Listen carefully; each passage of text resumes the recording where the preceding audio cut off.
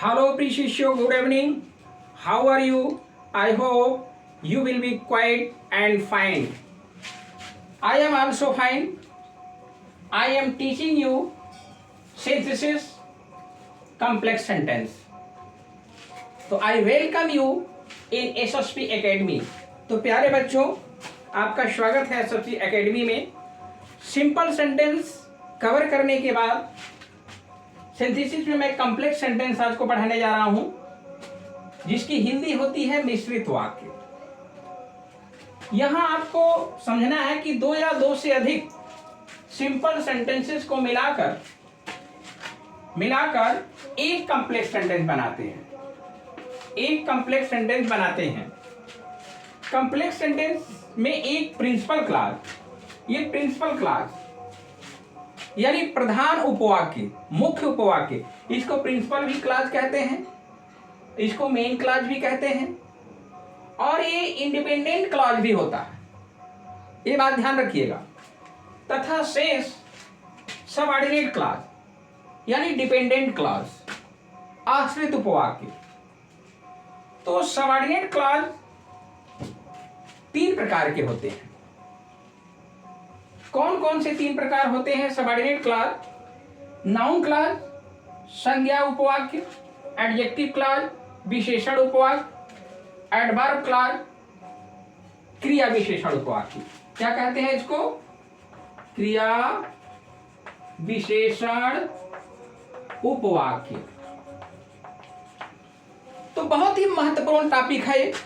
इसको समझने के लिए आपको बहुत गौर से एक बात समझना होगा कि अगर आप कॉम्प्लेक्स सेंटेंस बनाने जाते हो तो कॉम्प्लेक्स सेंटेंस में आपको एक प्रिंसिपल क्लॉज होनी चाहिए और शेष सबऑर्डिनेट क्लॉज होना चाहिए। और जैसा कि मैं आपको बता चुका हूं कि सबऑर्डिनेट क्लॉज आपके तीन प्रकार के होते हैं। कोई भी अगर पूछता है कि सबऑर्डिनेट क्लॉज कितने प्रकार के होते हैं, तो देयर आर थ्री काइंड। क्या होता है? पहला होता है नाउन क्लॉज, दूसरा होता है एडजेक्टिव क्लॉज, तीसरा होता है एडवर्ब क्लॉज। तो आपको क्रम वाइज कॉम्प्लेक्स सेंटेंस में सबऑर्डिनेट क्लॉज को आपको क्रम वाइज पढ़ोगे। पहले नाउन क्लॉज पढ़ाएंगे आपको, फिर एडजेक्टिव क्लॉज पढ़ाएंगे, फिर एडवर्ब क्लॉज पढ़ाएंगे। तो कॉम्प्लेक्स सेंटेंस में इन तीनों का बहुत ही महत्वपूर्ण स्थान है। और इसमें ध्यान रखिएगा, अगर नाउन क्लॉज बनाने जाओगे तो वहां भी प्रिंसिपल क्लॉज आएगी, सबऑर्डिनेट क्लॉज आएगा।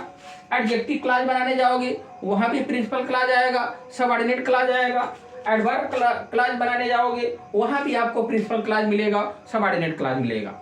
अब आपको समझना है कि नाउन, ये जो टॉपिक आपका उठेगा, ये पहला आप खंड पढ़ोगे। पहला पढ़ोगे किस में पढ़ोगे? कॉम्प्लेक्स सेंटेंस में पहला नियम आपको पढ़ाएंगे हम। क्या पढ़ाएंगे?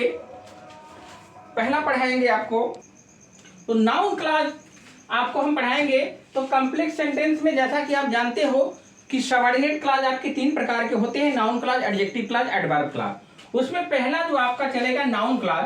नाउन क्लॉज को 5 प्रकार से बनाया जाता है। ये बात ध्यान रखिएगा। कौन कौन सा है? Subject to a verb, object to a verb, object to a preposition, complement to a verb और केस इन अ पोजीशन। अगर आप नाउन क्लॉज बनाने जाते हो, नाउन क्लॉज में से पांचों विधि अगर प्रमाणित नहीं कर पाए तो दैट इज रॉन्ग, वो गलत हो जाएगा। तो आपको कॉम्प्लेक्स सेंटेंस में आपको नाउन क्लॉज जब पढ़ने जाओगे तो नाउन क्लॉज में आपको विशेष रूप से ध्यान देना है कि आप जो कॉम्प्लेक्स सेंटेंस बनाओगे नाउन क्लॉज से, तो आपको ये प्रमाणित करना होगा कि सब्जेक्ट टू ए वर्ब से सेंटेंस बना, ऑब्जेक्ट टू ए वर्ब से बना, ऑब्जेक्ट टू ए प्रीपोजिशन से बना, या कंप्लीमेंट टू ए वर्ब से बना, या case in apposition to a noun. अगर ये पांचों विधि आप प्रमाणित नहीं कर पा रहे हो तो आपका नाउन क्लॉज गलत हो जाएगा, वहां पे आपका कॉम्प्लेक्स सेंटेंस नहीं सही हो पाएगा। तो आप क्रम वाइज हम देखेंगे कि सब्जेक्ट टू ए वर्ब से बना रहे हो, कैसे बना रहे। तो पहला रूल हम पढ़ेंगे। क्या पढ़ेंगे? Subject to verb. इसको ध्यान से समझ लीजिए, इसको नोट कर लीजिएगा कि सब्जेक्ट टू वर्ब से प्रमाणित अगर नहीं कर पाए तो वाक्य गलत होगा। ऑब्जेक्ट टू वर्ब से नहीं कर पाए तो गलत हो जाएगा। ऑब्जेक्ट टू प्रीपोजिशन से अगर नहीं कर पाए तो गलत हो जाएगा। कंप्लीमेंट टू वर्ब से नहीं कर पाए तो गलत हो जाएगा। केस इन अ पोजीशन से टू ए नाउन से नहीं कर पाए तो गलत हो जाएगा। तो अब एग्जांपल के माध्यम से आप देखोगे कि सब्जेक्ट टू वर्ब, पहला आप सब्जेक्ट टू वर्ब के माध्यम से हम समझेंगे कि क्या हमारा सेंटेंस सही हो रहा है कि गलत हो रहा है, प्रमाणित करके आपको बता रहे हैं। ओके, अब यहाँ आपका जो आपके सामने जो एग्जांपल है, he will come, it is not certain. अब आपको यहाँ कॉम्प्लेक्स सेंटेंस पूछ रहा है। कॉम्प्लेक्स सेंटेंस कम्प्लेक्स सेंटेंस बनाने के लिए पूछ रहा है, वो कम्प्लेक्स ही पूछेगा। अब आपको समझ करके बनाना है कि नाउन क्लास से बनाएंगे कि एडजेक्टिव से बनाएंगे कि एडवर्ब से बनाएंगे। तो नाउन क्लास आप पढ़ रहे हो, नाउन क्लास में कौन सी चीज प्रमाणित करनी है, तो इसको कैसे बनाओगे। देखिए बच्चे गलती कहाँ करते, कहते ही विल कम, वो आएगा, इट इज नॉट सर्टेन, यह निश्चित नहीं है, तो जोड़ देते हैं फट से, इट इज नॉट सर्टेन, निश्चित नहीं कि वो आएगा, जो गलत हो जाता है। तो ऐसे सब्जेक्ट वर्ब बनाना है तो आपको क्या करना पड़ता है, इस वाक्य को हम पहले लिखते हैं, क्या, दैट करते हैं, दैट। जब दैट लगाएंगे, दैट के बाद लिखेंगे ही विल कम, ओके। फिर आपका यहां पे हो जाएगा इज नॉट सर्टेन। तो जैसा मैंने बताया आपको कि एक प्रिंसिपल क्लाज होनी चाहिए और बाकी सबऑर्डिनेट क्लाज होना चाहिए। तो अब आपका ये जो आपका ईद क्रिया आई है यहाँ पर, ये देखिए ईद क्रिया का ये जो बन गया आपका क्या है, ये आपका सबऑर्डिनेट क्लाज। ये जो सबऑर्डिनेट क्लाज आपका नाउन क्लास से बन रहा है, ये किसी क्रिया का क्या बन गया है, सब्जेक्ट बन गया है। ये जो इज सर्टेन है, इज सर्टेन का ये क्लाज क्या बन रहा है, ये सबऑर्डिनेट क्लाज जो आपका बन रहा है, ये क्या बन रहा है आपका, ये सब्जेक्ट बन रहा है। और याद रखिएगा सबऑर्डिनेट क्लास को समझने की सबसे अच्छी विधि कि जिस वाक्य में आप कंजंक्शन जोड़ोगे दैट इज आपकी सबऑर्डिनेट क्लास कही जाएगी। और ये जो आपका है, ये आपका प्रिंसिपल क्लास कहा जाएगा। क्या कहा जाएगा, ये प्रिंसिपल क्लास कहा जाएगा, ये प्रिंसिपल क्लास कहा जाएगा, ये सबऑर्डिनेट क्लास कहा जाएगा, ओके। प्रिंसिपल, ये प्रिंसिपल क्लास हो गया और ये सबऑर्डिनेट क्लास कहा जाएगा। जो अब सब्जेक्ट बन रहा है ये आपका सबऑर्डिनेट क्लास कहा जाएगा, सबऑर्डिनेट क्लास, ओके। क्या आपको समझना है कि जैसे ही विल कम, ये आ गया, इट इज नॉट सर्टेन, अगर आप इसको ऐसे जोड़ देते हो, इट इज नॉट सर्टेन, निश्चित नहीं है कि ही विल कम, तो पांचों नियम जो है आपका वो प्रमाणित नहीं हो पाएगा। जो सब्जेक्ट टू वर्ब है, ऑब्जेक्ट टू वर्ब है, ऑब्जेक्ट टू प्रीपोजिशन है, ये नियम आप प्रमाणित नहीं कर पाओगे। इसलिए सब्जेक्ट टू वर्ब से बनाने की सबसे अच्छी विधि है, मैं आपको अपनी भाषा में समझने की कोशिश किया करो। क्या, सबसे पहले दैट लगाओ इस सेंटेंस में, दैट लगाने के बाद इस सेंटेंस को कंप्लीट करो और इसके बाद आपका ये इट खत्म हो जाएगा, इट को हटाएंगे, इज नॉट सर्टेन। तो अब आपका ये जो वाक्य है ये निश्चित नहीं है, निश्चित नहीं है कि वह आएगा, तो निश्चित नहीं है, ये निश्चित नहीं है कि वह आएगा, ये इसमें आपने कंजक्शन जोड़ा, तो ये आपका क्या कहा जाएगा, ये आपका प्रिंसिपल है कि सबऑर्डिनेट क्लास है, ये आपको समझना है। तो देखिए सबऑर्डिनेट कंजक्शन जिसमें जुड़े हो, ये आपका सबऑर्डिनेट कंजक्शन यहाँ जोड़ दिया गया है दैट, इसलिए आपका ये सबऑर्डिनेट क्लास कहा जाएगा और ये आपका प्रिंसिपल क्लास कहा जाएगा। और सबसे आसान विधि है कि जिसमें दैट आपने लगा दिया।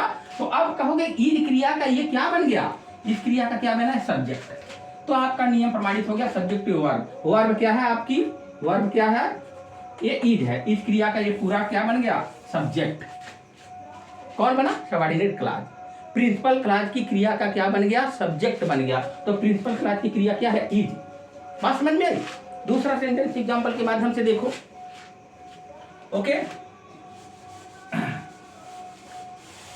दूसरा सेंटेंस मैं आपको समझा रहा हूं।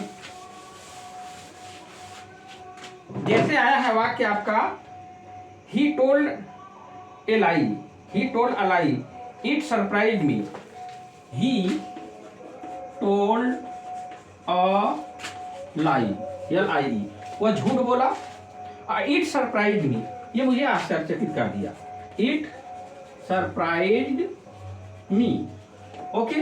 अब आपको क्या कह रहा है कि आपको ये कॉम्प्लेक्स सेंटेंस बनाने को कह रहा है और किससे बनाने जा रहे हो, नाउन क्लास की विधि आप अपना रहे हो। तो आपको क्या करना होगा, सब्जेक्ट टू वर्ब के लिए सबसे पहले क्या लगाओ, दैट लगाओ, दैट लगाओ, दैट ही टोल्ड अ लाई, ठीक है। अब इसके बाद ये इट हटा देंगे यहां से, सरप्राइज्ड मी, हिंदी क्या बोलोगे, मतलब मुझे आश्चर्य हुआ कि वह झूठ बोला। तो अब ये प्रिंसिपल क्लास की क्रिया देखिए यहां से यहां तक, ये जो आपका है, ये जो आपका है, ये क्या कहा जाएगा, सबऑर्डिनेट क्लास कहा जाएगा। क्या कहा जाएगा, सबऑर्डिनेट क्लास, ये सबऑर्डिनेट क्लास कहा जाएगा। और यहां से जो आपका ये लगा है, ये आपका क्या कहा जाएगा,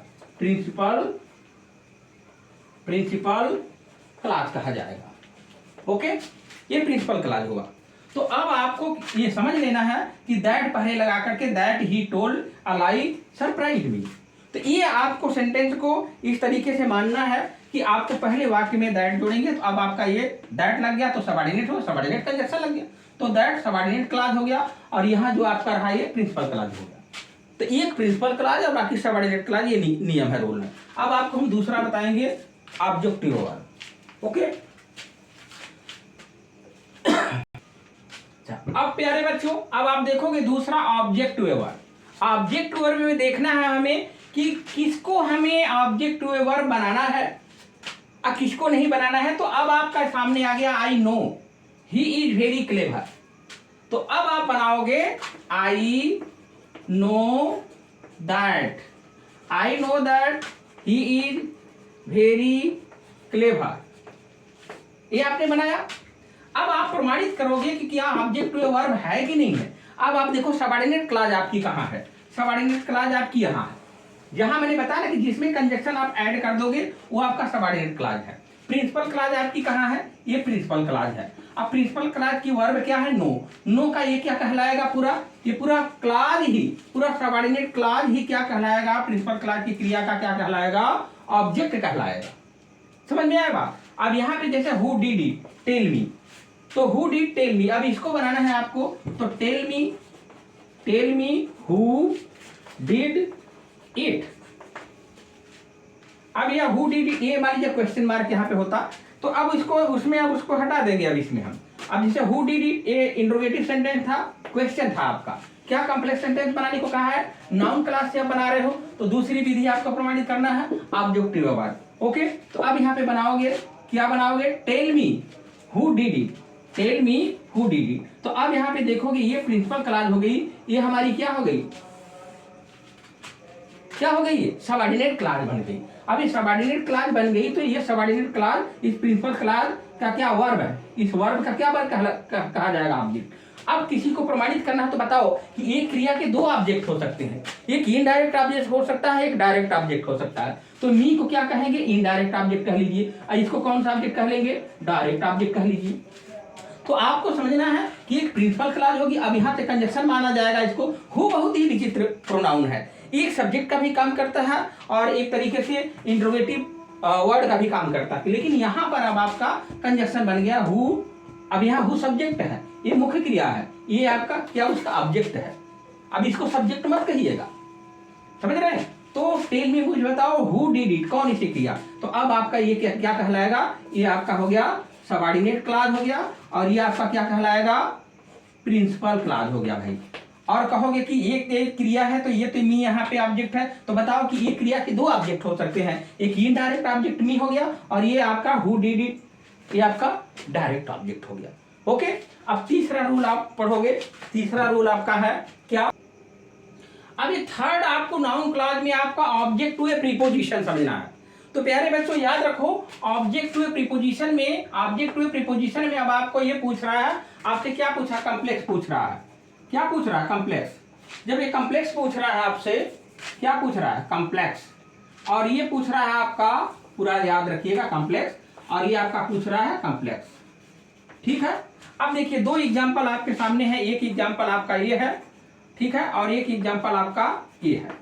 अब ये दोनों एग्जाम्पल को ऑब्जेक्ट टू ए प्रीपोजिशन से समझने की कोशिश करो। क्या कह रहा है, ही सेइंग समथिंग, वो कुछ कह रहा है, प्लीज लिसन टू इट। अब आप बनाओगे कि वह कुछ कह रहा है, इसको सुनो, तो अब आप वहां से उठाओगे, पहले कृपया सुनो जो कुछ को कह रहा है, तो यहां पर उठाओगे प्लीज, ये क्या हो गया, प्लीज लिसन टू के बाद ये व्हाट आएगा आपका, यानी इस जगह पे जो ये आपका है ये हम व्हाट से इंडिकेट करेंगे, समझ रहे हैं। लिसन टू व्हाट, जो he is saying, he is, या लिसन टू, सुनो क्या वह कह रहा है। वैसे नाउन क्लॉज में याद रखिएगा, नाउन क्लॉज में ये एक ही विशेष बात मैं आपको बताना भूल गया, इसमें ध्यान दीजिएगा, इसमें क से उच्चारण होता है। जैसे दैट की अंग्रेजी क, अब आपका वाई की अंग्रेजी क, ठीक है। अब आपका यहाँ वाट की अंग्रेजी क से इसका उच्चारण करेंगे। तो नाउन क्लॉज में क से उच्चारण होता है, एडजेक्टिव क्लॉज में ज से होता है। तो ये चीज आपको समझना है यहाँ पे, प्लीज लिसन टू, कृपया सुनो क्या वह कह रहा है। What he is saying. अब सेइंग के बाद समथिंग आपको हट जाएगा, समथिंग लिखने की कोई जरूरत नहीं है, क्योंकि जो कुछ कह रहा है वो यहाँ व्हाट में आ गया। तो प्लीज लिसन, सुनो, टू क्या, व्हाट ही इज सेइंग, क्या वह कह रहा है। तो अब आपका कहाँ से हो जाएगा, ये देखिए, ये जहां से मेरी कंजक्शन जुड़ा है वो आपका क्या हो गया, सबऑर्डिनेट क्लॉज, और बाकी आपका क्या है, प्रिंसिपल क्लॉज बन गया है। तो अब प्रिंसिपल क्लॉज में क्या प्रीपोजिशन है, इस प्रीपोजिशन का क्या बन गया, सबऑर्डिनेट क्लॉज। प्रीपोजिशन का क्या बना, ऑब्जेक्ट। अब ये ऑब्जेक्ट हुए प्रीपोजिशन के नियम से, ऑब्जेक्ट हुए प्रीपोजिशन, ये ऑब्जेक्ट हुए प्रीपोजिशन के नियम से आपका बन रहा है। क्यों, अब क्या बताओगे कि प्रिंसिपल क्लॉज, या जो आपका पहला प्रिंसिपल क्लॉज है, प्रिंसिपल क्लॉज क्या अंतिम में क्या है, प्रीपोजिशन। प्रीपोजिशन क्या है, टू। अब इस टू जो प्रिंसिपल क्लॉज है, इस प्रिंसिपल क्लॉज की में जो प्रीपोजिशन आया है, इस टू प्रीपोजिशन का ये पूरा सबऑर्डिनेट क्लॉज क्या बन गया, ऑब्जेक्ट। तो क्या कहेंगे, ऑब्जेक्ट टू प्रीपोजिशन। समझ रहे हैं। दूसरा सेंटेंस यहाँ देखिए, mister Ravi said something. Mister Ravi ने कुछ कहा, I do not agree to it. तो आप वहां उठाओगे I do not agree to it, तो I do not agree to, to के बाद फिर व्हाट आएगा, व्हाट मिस्टर रवि सेड, यानी आपका बन गया यहाँ पे आई डू नॉट एग्री, मैं सहमत नहीं हूं उस बात से कि क्या मिस्टर रवि ने कहा। तो मिस्टर रवि ने क्या कहा उस बात से सहमत नहीं है। नाउन क्लॉज में इसको जोर से एग्जांपल मत करिएगा, क से उसका उच्चारण करिएगा। ओके, तो अब यहाँ पर आपका हो गया, अब ये यहाँ से यहाँ तक जहाँ से कंजक्शन जुड़ा है ये आपका सबऑर्डिनेट क्लॉज हो जाएगा, ठीक है। और ये बाकी आपका क्या है, आगे है आपका प्रिंसिपल क्लॉज हो गया। समझ रहे हैं, ये प्रिंसिपल क्लॉज हो गया आपका, और ये क्या हो गया, सबऑर्डिनेट क्लॉज। अब प्रिंसिपल क्लॉज में जो आपका अंतिम में प्रीपोजिशन आया है, तो इस प्रीपोजिशन का ये क्या कहलाएगा, सबऑर्डिनेट क्लॉज। यानी व्हाट मिस्टर रवि सेड, ये किसका ऑब्जेक्ट है, टू का, और टू कहाँ आया है, प्रिंसिपल क्लॉज में आया है, तो इस प्रिंसिपल क्लॉज का क्या कहलाएगा, ये ऑब्जेक्ट कहलाएगा। ओके, अब आपका नंबर हम फोर्थ नियम बताएंगे। अब आपको प्यारे बच्चों, अब आपको समझना क्या है, अब यहाँ पर आपको एक जो बेस आपको समझना है, क्या बेस समझना है आपके लिए, अब कंप्लीमेंट को समझना है। तो रूल नंबर फोर्थ में आप क्या समझोगे, कंप्लीमेंट। नाउन क्लॉज में आप क्या समझ रहे हो, नाउन क्लॉज में आपका नंबर जो 4 रूल है, एक चौथा रूल आपका क्या है, कंप्लीमेंट टू ए वर्ब। क्या है, कंप्लीमेंट टू ए वर्ब। जिन बच्चों को कंप्लीमेंट टू ए वर्ब नहीं समझ में आता वो उनको समझा देते हैं यहाँ से, जैसे राम इज ए किंग। अब आप जिन बच्चों को नहीं समझ में आता समझ रहे कंप्लीमेंट क्या है, ये कंप्लीमेंट जैसे यहाँ पे ये आपका कंप्लीमेंट टू बी का, कंप्लीमेंट टू बी का। अब इस क्रिया क्या कर रहा है, इस क्रिया राम को और ये किंग को जोड़ रहा है, तो ये जोड़ने वाला जो काम कर रहा है, जैसे ये अब यहाँ हटा दीजिए तो राम पता नहीं कौन सा राम डॉक्टर है, इंजीनियर है, किंग है, क्या है, तो अब यहाँ पे किंग है, अब यहाँ पे क्या है, राम है। तो अब राम क्या कर, ये राम, और अब इसको हटा दीजिए तो कोई मतलब नहीं। तो अब ये जो ईद क्या कर रहा है, इन दोनों शब्दों को क्या क्या जोड़ने का काम कर रहा है, सेतु का काम कर रहा है, तो इसी को हम कंप्लीमेंट की क्रिया कहते हैं। ओके, इसी चीज को हमको इसमें समझना है। Ram Ravi has failed in the examination, the reason of his carelessness. अब यहाँ पर क्या बनाना है आपको, कम्प्लेक्स बनाना है। प्यारे बच्चों, क्या बनाना है, कम्प्लेक्स बनाना है। किसकी विधि से बनाना है, complement to a verb. Complement का मतलब क्या होता है, एक तरह से पूरक होता है, या किसी क्रिया का पूरक करना। जैसे इस क्रिया के पूरक बताया गया है, राम और ये किंग को जोड़ा गया है, वैसे यहाँ भी आपको जोड़ना है। तो अब वहां से आप उठाएंगे the reason of Ram's failure करेंगे इसको। अब इसको वर्ब को हम क्या करेंगे, नाउन बना देंगे, failure in the examination is that. अब इज दैट करेंगे, is that he is careless कर देंगे। अब देखेंगे यहाँ पर जो इज क्रिया आई है, इज क्रिया क्या आपका जो यहाँ से यहाँ तक है, इसको हम किस कैटेगरी में रखेंगे, किस कैटेगरी में, ये शब्द जो आपका आया है यहाँ पर ये ई, और ये आपका क्या है यहाँ पर जो आपका सबऑर्डिनेट है, ठीक है। तो अब आपका इस क्रिया किसको जोड़ रहा है, इस प्रिंसिपल को और इस सबऑर्डिनेट को क्या कर रहा है, ऐड कर रहा है। तो अब यहाँ पर कंप्लीमेंट का मतलब होता है कि कंप्लीमेंट टू बी जो क्रिया होती है वो जोड़ती है। तो जैसे राम को एक किंग को जोड़ा गया है, वैसे इज जो क्रिया है, इज क्रिया किसकी क्रिया है? ये प्रिंसिपल क्लॉज की क्रिया है। ठीक है, ये प्रिंसिपल की क्लॉज की क्रिया को आपने सबऑर्डिनेट क्लॉज की क्रिया को किया है, ऐड किया है, जोड़ दिया है।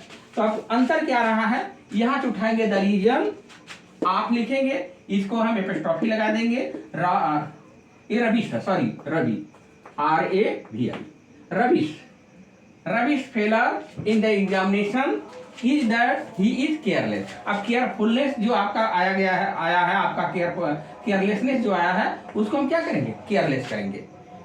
तो केयरलेसनेस जो आपका नाउन है, उसको क्या बनाएंगे? एडजेक्टिव बनाएंगे, केयरलेस। तब आपका पूरा सेंटेंस हो जाएगा the reason of Ravi's failure in the examination is that he is careless.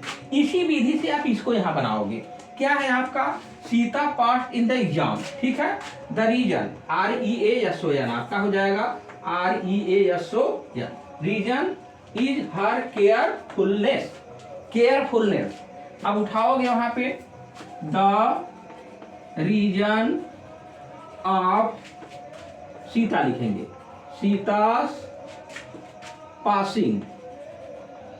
Passing in the exam is that, क्या है? She is careful, she is careful. Okay, अब आप देखोगे कि प्रिंसिपल आपका क्या है? यहाँ है। ठीक है, ये आपका प्रिंसिपल है, क्योंकि कंजक्शन आपका कहाँ से जुड़ा है? ये दैट से। अब ये दैट यहाँ से यहाँ तक आपका क्या है? सबऑर्डिनेट है। तो अब सबऑर्डिनेट है तो प्रिंसिपल क्लॉज की क्रिया क्या है? इज क्रिया किसको जोड़ रही है? इज क्रिया क्या कर रही है? अभी सबऑर्डिनेट क्लॉज को क्या कर रही है? जोड़ रही है। तो अब आपका ये क्या कहलाएगा? जिस तरह से ये जोड़ा गया है, राम और एक किंग को जोड़ा गया है, वैसे ही the reason of Sita passing in the exam को इज, इससे इसको इतना इधर जोड़ा गया है, और दैट शी इज केयरफुल ये एक जोड़ा गया है। तो सबऑर्डिनेट और प्रिंसिपल को क्या किया? जोड़ दिया गया है। यहाँ इससे प्रिंसिपल क्लॉज की आपकी क्या होनी चाहिए? वो ये आपकी वर्ब है।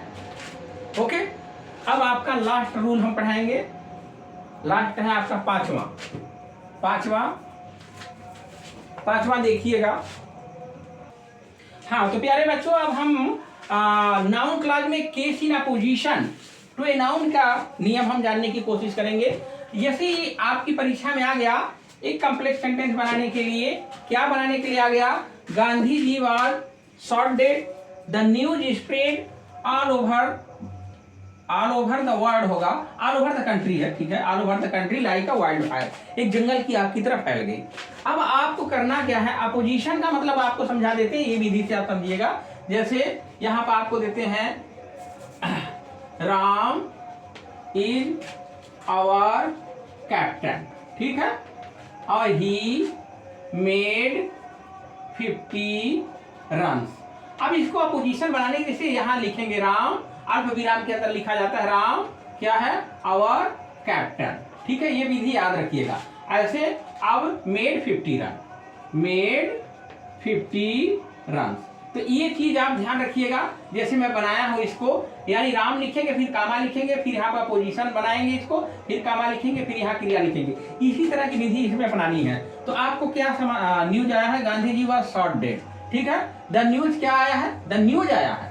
न्यूज क्या आया है? ये आया है। तो अब बनाएंगे सिंपल कॉम्प्लेक्स सेंटेंस में हम इसको बनाएंगे नाउन क्लॉज की विधि से। क्या हो जाएगा आपका? The news. ठीक है, अब न्यूज क्या आया है ये आप देखेंगे। न्यूज ये आया है। अब ये कामा करेंगे, that Gandhi ji was shot dead, यानी सबऑर्डिनेट क्लॉज को हम अपोजिशन बनाएंगे। शॉट डेड हो गया, फिर कामा करेंगे। अब यहाँ पे क्रिया आ जाएगा, spread all over the country like a wild fire. देखो प्यारे बच्चों, अब ये समझ लो, जैसे हमने ये विधि बताया है ना कि राम और कैप्टन अल्प विराम के अंदर रहना चाहिए, और कैप्टन क्योंकि इसकी पदवी है, अब मेड 50 रन। उसी तरीके से न्यूज क्या आया है आपका न्यूज आया है, कहाँ बनाएंगे? ये न्यूज आया है। अभी आपकी जो सबऑर्डिनेट क्लॉज आप यहाँ लिखे हो, ये सबऑर्डिनेट क्लॉज इस नाउन का क्या बन गया? अपोजिशन। तो न्यूज नाउन का अब ये क्या बनेगा? पूरा सबऑर्डिनेट क्लॉज किसका? अपोजिशन बनेगा। तो द न्यूज क्या है? Gandhi was shot dead, spread, ये भी काम आ रहेगा यहाँ, spread all over the country like a wild fire, जंगल की आग की तरफ फैल गया। इसी तरह की विधि यहाँ भी अपनानी है नीचे। अब देखिए क्या आया है? ही वाज इनोसेंट, वह निर्दोष था। दिस वाज ही स्टेटमेंट, तो उसका स्टेटमेंट क्या आया? स्टेटमेंट उसका ये आया है क्या? He was innocent. अब यहाँ बनाएंगे हिज स्टेटमेंट दैट। अब स्टेटमेंट क्या आया है? ही वाज इनोसेंट आया है, ही वाज इनोसेंट। फिर कामा, अब यहाँ कामा रखेंगे, स्टेटमेंट, अब एक कामा हो जाएगा, इसी को पोजीशन बनाएंगे। अब क्या है? वाज राम। तो जब तक कि नाउन क्लॉज में 5 विधि को आप नहीं फॉलो करोगे तब तक आपका नाउन क्लॉज नहीं बन पाएगा। तो इसलिए ये आपका सबऑर्डिनेट क्लॉज जो है किस नाउन का अपोजिशन बना? स्टेटमेंट का। स्टेटमेंट क्या होता है? नाउन होता है। तो ये 5 विधि रही आपकी। आप इसको एक्सरसाइज के माध्यम से समझने की कोशिश करिएगा। मैं ज़्यादा से ज़्यादा एग्जाम्पल आगे भी देने की कोशिश करूंगा, समझाने की कोशिश करूंगा। तो thank you so much, good luck, bye bye.